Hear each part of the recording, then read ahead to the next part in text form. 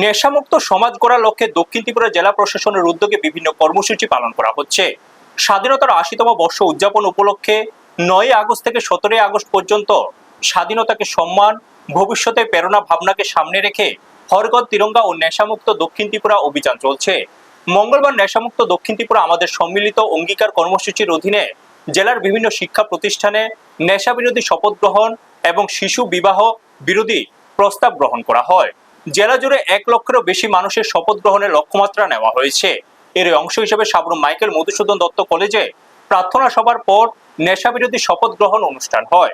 দক্ষিণ ত্রিপুরা জেলা শাসক মোহাম্মদ সাজ্জাদ পীর নির্দেশ অনুসারে আয়োজিত এই কর্মসূচিতে কলেজের ১,২০০ জন ছাত্র নেশামুক্ত সমাজ গড়ার শপথ গ্রহণ করেন। অনুষ্ঠানের মাধ্যমে ছাত্রছাত্রীদের মধ্যে নেশার বিরুদ্ধে সচেতনতা গড়ে তোলার বার্তা দেওয়া হয়।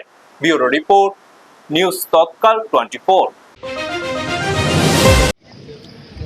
আজ 11ই আগস্ট স্বাধীনতার ঠিক পূর্ব লগ্নে আমরা এখানে সমবেত হয়েছি একটু আগে একটি শপথ গ্রহণ অনুষ্ঠানে। আমরা জানি আমাদের রাজ্য তথা দেশের একটি জ্বলন্ত সমস্যা হলো ড্রাগ এডিকশান বা নেশার প্রকোপ, এবং এটাকে মোকাবিলা করতে হলে সমাজের সব অংশের মানুষের অংশগ্রহণ করা খুব জরুরি।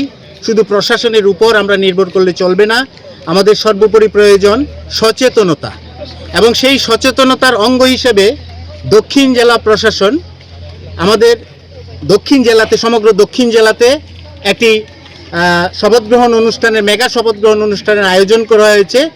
১ লক্ষ যুবককে আজ শপথ গ্রহণ অনুষ্ঠানে সমবেত করার জন্য। তো এরই অঙ্গ হিসেবে আমাদের যে শিক্ষা প্রতিষ্ঠান মাইকেল মধুসূদন দত্ত মহাবিদ্যালয়, আমরা আমাদের ছাত্রদের এখানে সমবেত করেছি। আমাদের আজ প্রায় ১২০০-র মতো ছাত্র আমরা একসঙ্গে নেশার বিরুদ্ধে আমরা শপথ গ্রহণ এইমাত্র সম্পন্ন করলাম।